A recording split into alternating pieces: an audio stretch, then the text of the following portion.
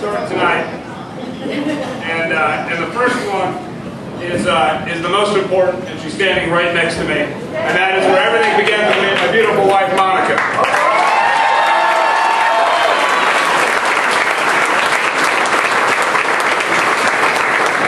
Monica is my best friend, my partner, and she puts up with me. And we're very blessed and love you very much, Monica. And of course, we also have baby Anna right here. And our baby Anna is 7 months old, and she's the joy of our lives, and she's the reason we get up every morning. She's also the reason we get up several times in the early morning. She's yet to learn how to sleep through the night, but we're confident that we're going to get her through there. I also want to thank, I have no idea where they are right now, but my mom and dad. Many of you know that.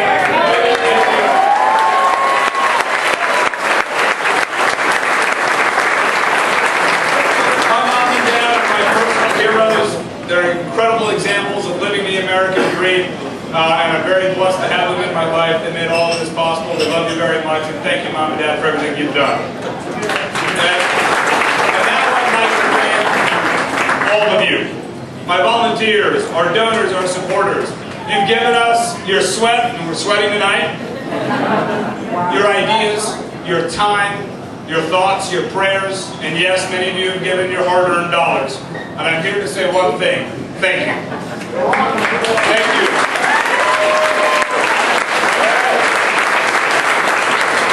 And I'm here to say that because this campaign is not about me, but it's about our shared values and our vision. Look at this crowd. Is there another crowd like this in the city of Wichita tonight?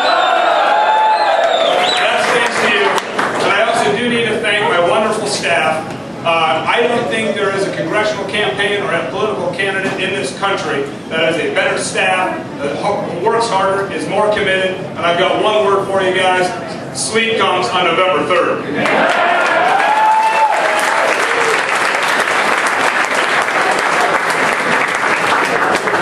I am very humbled and proud to stand before you tonight as the Democratic nominee for the United States Congress for the 4th Congressional.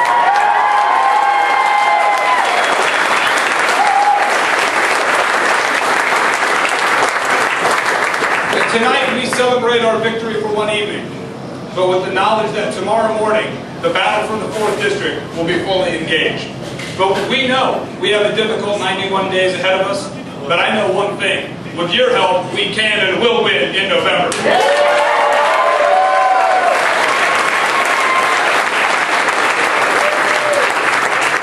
I also want to say this: I've gotten to know Robert Tillman well over the last year. He's an honorable man who has served our community. I respect it and would be honored to have his support moving forward.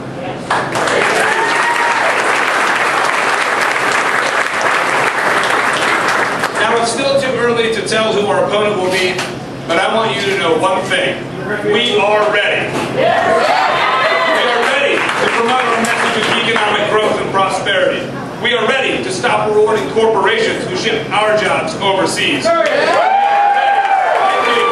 And we are ready to hold greedy Wall Street banks and reckless CEOs accountable. We are ready to take this message to the voters in the 4th District and against any one of our potential opponents in the fall.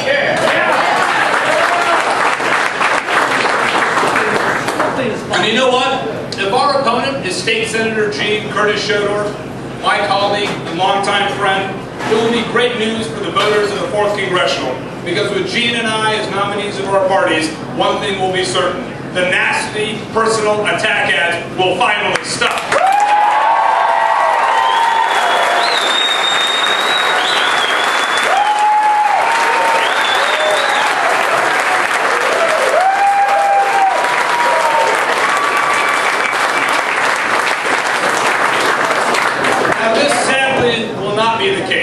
Should Wink Hartman or Mike Pompeo be the victor tonight. Both have engaged in an unprecedented campaign of attacks and slander. They should be ashamed of the campaigns they have run. Of course, Mike Pompeo thinks otherwise. He was quoted last weekend as saying that he had, and I quote, "run the most remarkably positive campaign." And Wink Hartman was concerned recently about out-of-state people people running negative campaigns here in the district. Everybody got that? Well, Wink Hartman and Mike Pompeo have run a race to the bottom. And if one of them wins, the bottom will have won. Kansans deserve better.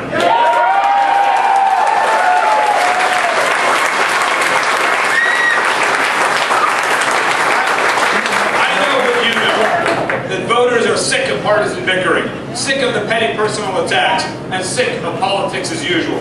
We need a higher standard. The same kind of standard I set as a legislator when I voluntarily cut my own pay, when I refused all personal meals, trips, and gifts from lobbyists, and when I never missed a single vote. Today, the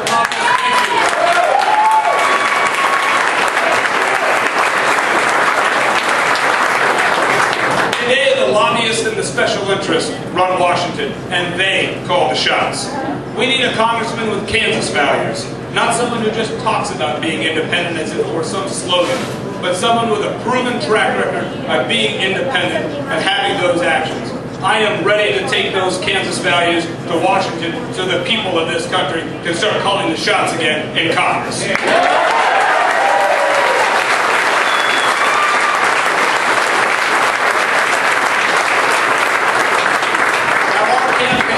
Has been a positive, issue-oriented discussion with the voters of our district, and it will continue through November.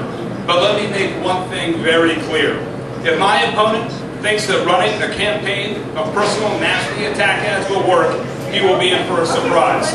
We will respond to any and all attacks vigorously and factually because the voters of the district deserve no less.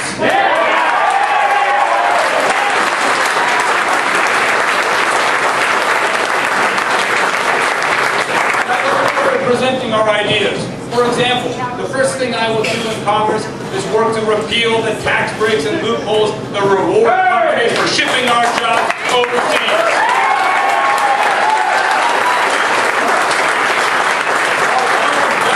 Our own government has been rewarding companies that destroy American jobs. It's just wrong, and it's got to stop. And we are going to stop the bailouts. Greedy Wall Street banks and reckless CEOs who break the rules and crash our economy, they shouldn't be rewarded. And Washington politicians have been bailing them out with our money, and it's got to stop.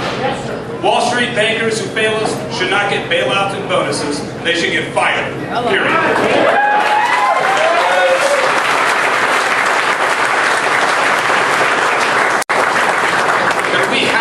Control of our deficit and end wasteful spending.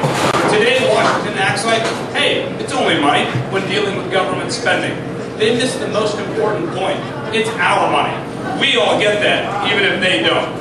And that's why in Kansas, I voted to cut more than $500 million of wasteful government spending, and voted to cut Kansas taxes more than 50 times. As your next congressman, it will be my job to make the tough decisions and respect your tax dollars.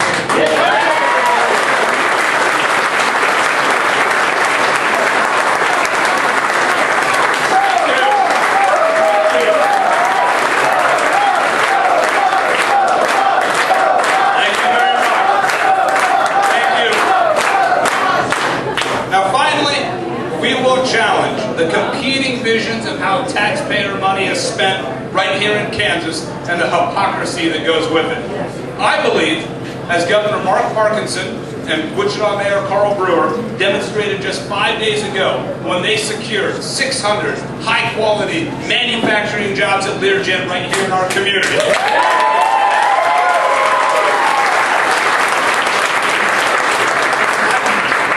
I believe that government working with the private sector can help keep, protect, and expand American manufacturing jobs. That's Kansas common sense in action. But Wink Hartman and Mike Pompeo do not believe this. Even though our tax money has directly subsidized companies they have owned, they philosophically and hypocritically opposed our efforts to help Learjet create new aviation manufacturing jobs right here in Wichita. This will be a huge difference. Shame on us. Shame on us. This will be a huge difference between us, because the next congressman from Kansas's 4th District will have one critical and fundamental responsibility: to protect and create Kansas jobs.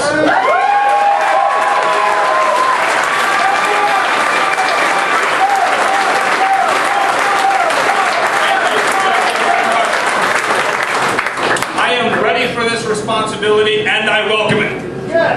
And I want to tell you, thank you so very much for your support. Please talk to our staff here if you can see them in this sea of people. Sign up, get involved, donate, build our online army, and join us in this journey for the next 91 days. On to victory. May God bless our men and women and our